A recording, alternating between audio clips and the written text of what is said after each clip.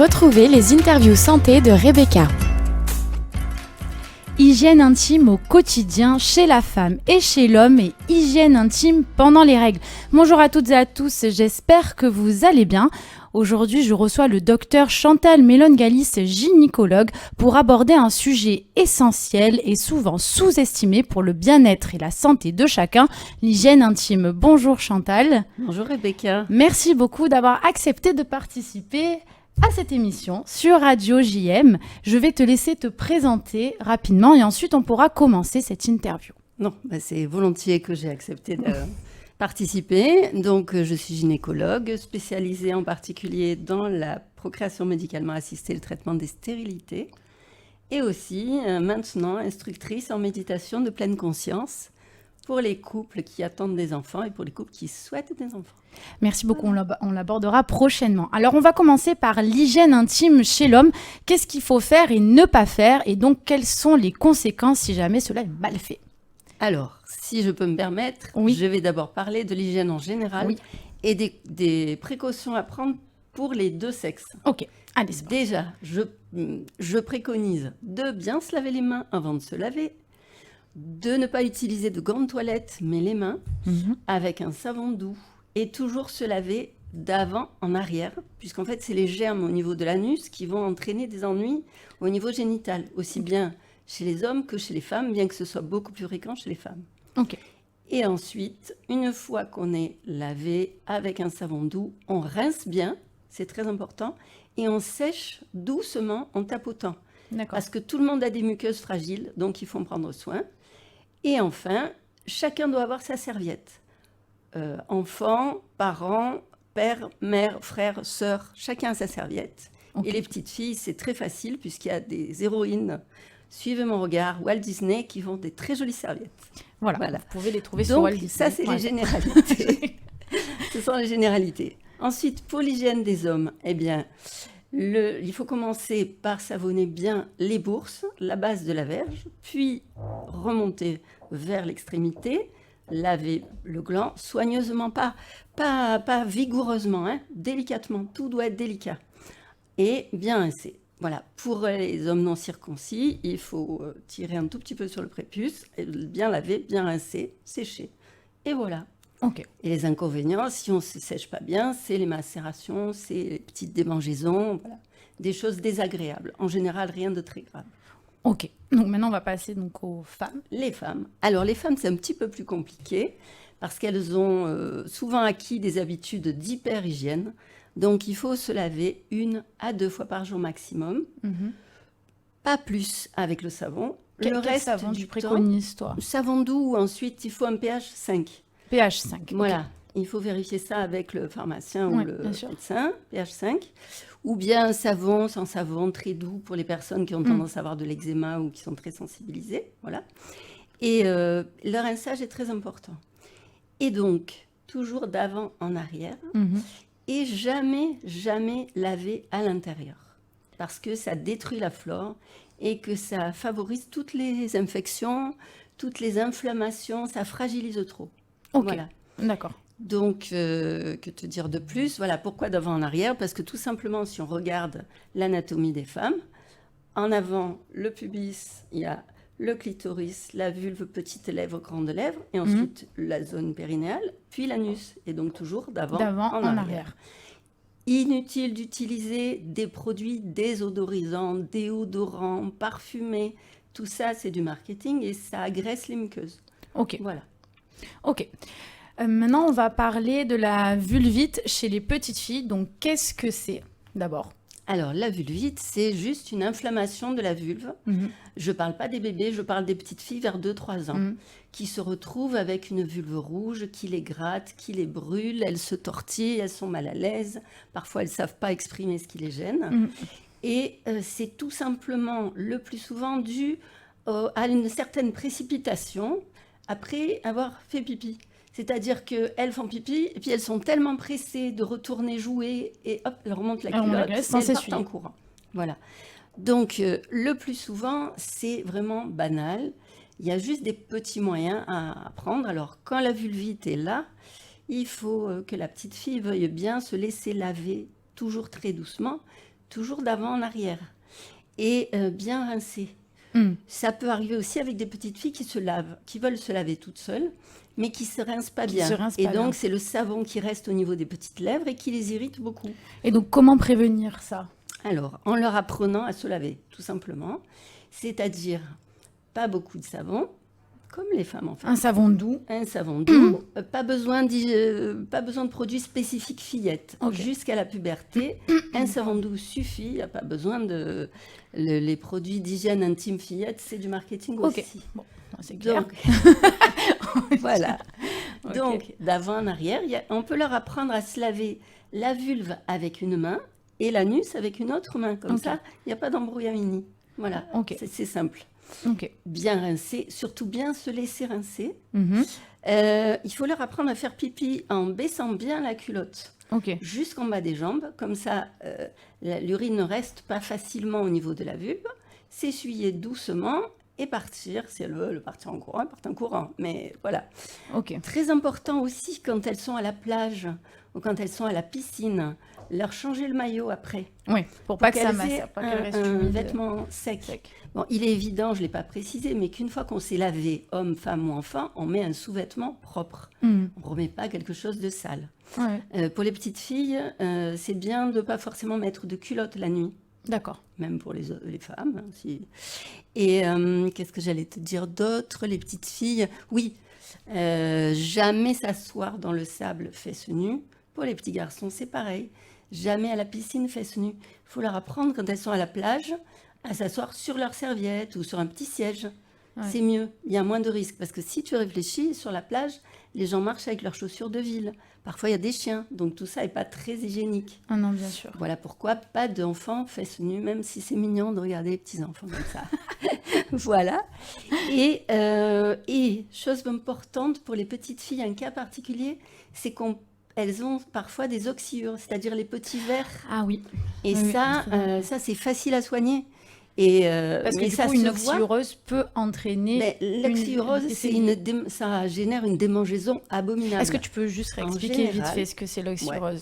Ce sont des petits vers qui sont au niveau de l'anus que les enfants attrapent en général en collectivité, en restauration collective, parce qu'ils ne se lavent pas forcément les mains, il n'y a pas forcément du savon. Les petits œufs se mettent dans les ongles. Voilà, les petits œufs se mettent sous les ongles, ils se mangent les ongles ou ils se sucent le pouce. Hop, on avale tout ça. Et après, il y a Madame Oxyure qui pompe plein de petits œufs et qui fait plein de petits vers. Ça gratte énormément au niveau de l'anus, mais surtout la femelle vers, elle va parfois jusque dans la vulve. Et là, c'est abominable. Alors, ce qui permet de savoir, c'est une petite fille qui était tranquille et tout. Elle va se coucher, elle s'endort, puis d'un coup, elle se réveille en hurlant. Bon, c'est pas un caprice, ça peut être. Alors, on regarde tout doucement, c'est difficile parce qu'elles veulent pas qu'on les touche. On regarde tout doucement, la maman regarde tout doucement, et puis des fois, elle voit même le petit ver, enfin le grand ver qui se promène. Et où, au niveau de l'anus, les petits oxyures, les petits vers tout petits. Oui, bien sûr. Bref. Donc, une fois qu'on a vu ça, il faut se faire prescrire du Fluvermal par le médecin. Par le médecin, oui. Et éventuellement, traiter toute la famille, changer toutes les serviettes, les sous-vêtements, etc. etc. Oui. Et j'allais te dire aussi une chose importante, ça vient de me partir de la tête pour les petites filles. Oui, comment on traite une vulvite? Peut-être que tu vas me demander ça. On y vient. Quand la vulvite est installée, il peut être nécessaire d'utiliser un savon légèrement antiseptique. Mais ça, c'est sur conseil du pharmacien ou du médecin. En tout cas, surtout un savon anti-démangeaison, puisque c'est souvent une irritation. Et une crème adoucissante, cicatrisante. Voilà, tu as tout ça dans les pharmacies, il y a tout ce qu'il faut. Éventuellement, en avoir un peu d'avance à la maison, si ça reprend. Chose importante, les petites filles ont exceptionnellement des mycoses, contrairement aux femmes. D'accord. Donc, ça ne se produit que quand elles ont eu, par exemple, un traitement antibiotique. Ça peut arriver. Et là, le contexte fait qu'il faut aller voir le médecin. Oui, bien sûr.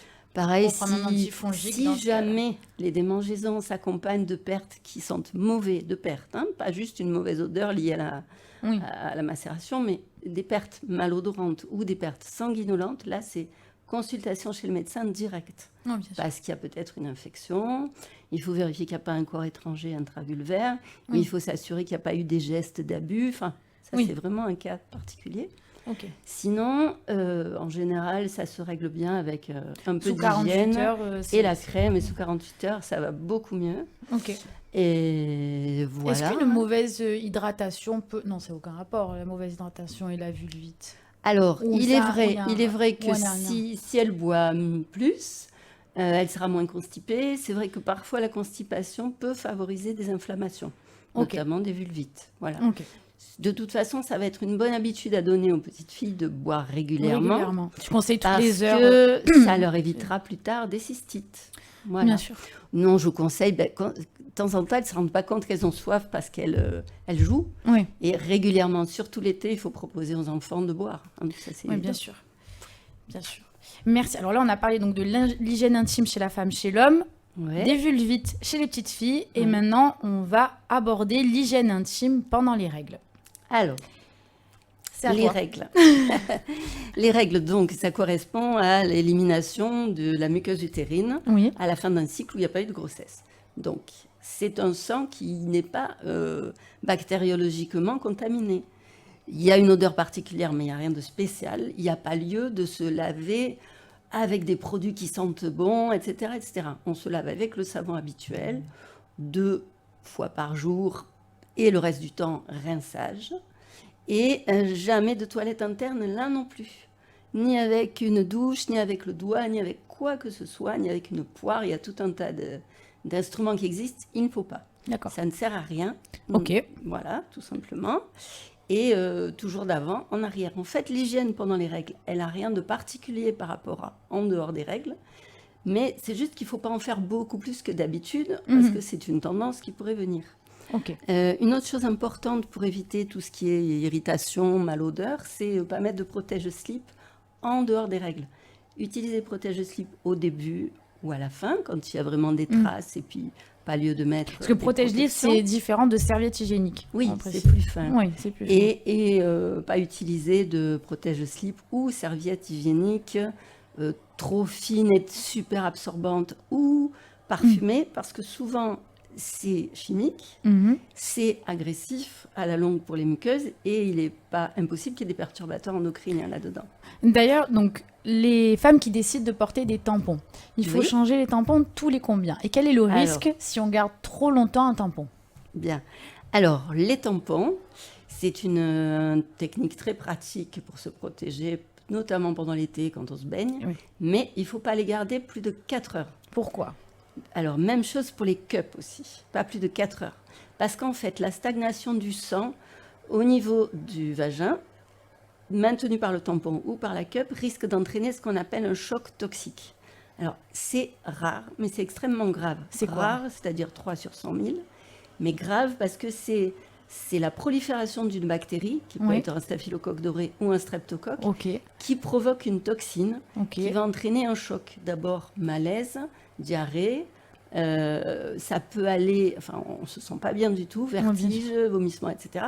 Ça peut aller jusqu'au vrai choc avec des risques d'ischémie d'un membre, c'est-à-dire que le sang n'arrive plus. Ok. Et il y a des jeunes femmes, dans des cas graves, qui ont dû être en réa, qui ont dû être amputées. Il y Donc a cette même eu histoire est des vraie. mortes. Ah oui, Ok. c'est vrai. C'est vrai. C'est vrai. Alors, c'est pas une raison pour dire « Ah, jamais de tampon ». Oui, bien sûr, mais juste, voilà, on C'est dépasse juste pas que les 4 heures. 4 heures. Ça sous-entend que pas de tampon la nuit. Ça, c'est très important. Ok, Pas de tampon et pas de cup la nuit. Voilà. ok. Donc, il y a des tas de choses différentes qui font que les femmes vont trouver ce dont elles ont besoin pour leur protection, Oui, bien sûr. hein, suivant le moment du flux, suivant ce qu'elles ont à faire comme activité. Il est évident que si elles ont quelque chose de très important à faire et qu'elles elles ont une présentation, une conférence et qu'elles ne pourront pas aller se changer, il faut mettre un tampon super et peut-être Une quelque serviette chose en en plus, plus, une bien sûr. serviette, une culotte menstruelle, mais il faut adapter. Surtout pas de tampon quand on attend les règles et qu'on ne les a pas encore. D'accord. Surtout pas de tampon super quand on a un petit flux.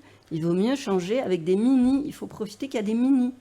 D'accord. Et il faut mieux utiliser avec applicateur. Ok. Et il faut toujours bien se laver les mains avant de changer de protection. Ok. Ouais. Et à partir de quel âge on peut mettre des tampons? Une jeune fille peut porter des tampons Alors, si elle le souhaite. À partir du moment où elle le souhaite et En général, il n'y a pas besoin d'avoir des rapports. Dès les premières règles, on peut. Alors, par contre, il faut le faire tranquillement. Il faut essayer ça à la maison. Il faut lire le mode d'emploi.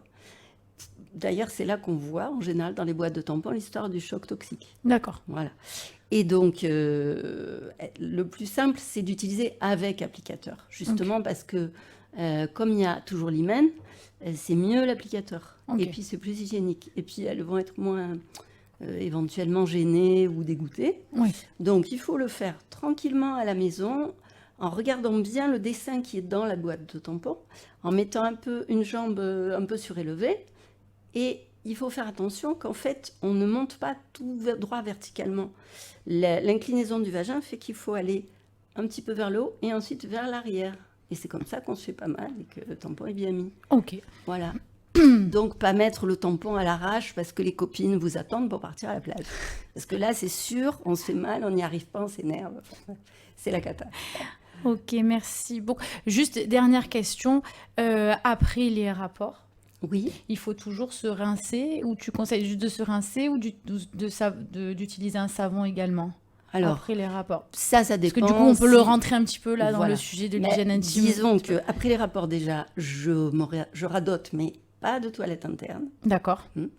On peut faire une toilette au savon doux s'il n'y en a eu qu'une autre dans la journée. Après, si ça serait déjà la troisième, peut-être qu'il vaut mieux éviter, rincer simplement. Chose importante, aller uriner. Voilà. Toujours. Et voilà, c'est tout. Mais il ne faut pas, par exemple, se laver au savon. S'il y a plusieurs rapports dans même un laps de temps, une après-midi, par exemple. Après-midi folle. Voilà. Il ne faut pas se savonner chaque fois. Sinon, à la fin, c'est l'irritation assurée.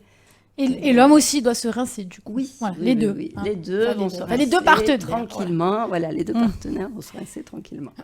Écoute, merci beaucoup, Chantal. Est-ce qu'il y a quelque chose que tu veux rajouter, là, avant qu'on termine? Non, bon. On pourra aborder d'autres questions sur les règles, on va ou en les aborder. protections, s'il y a des questions qui se posent. Mais voilà. D'ailleurs, du coup, je te remercie d'avoir répondu à toutes ces questions-là sur l'hygiène intime. Je vous remercie à toutes et à tous, auditrices et auditeurs, pour nous avoir écoutés. Vous pouvez retrouver cette interview sur le site radiojm.fr, sur notre page Facebook et Instagram ou sur l'application Radio JM. Et bien sûr, si vous avez des commentaires ou des questions, vous pouvez écrire sur notre page Facebook ou en privé sur mon mail rebecca@radiojm.fr. Merci. Retrouvez les interviews santé de Rebecca.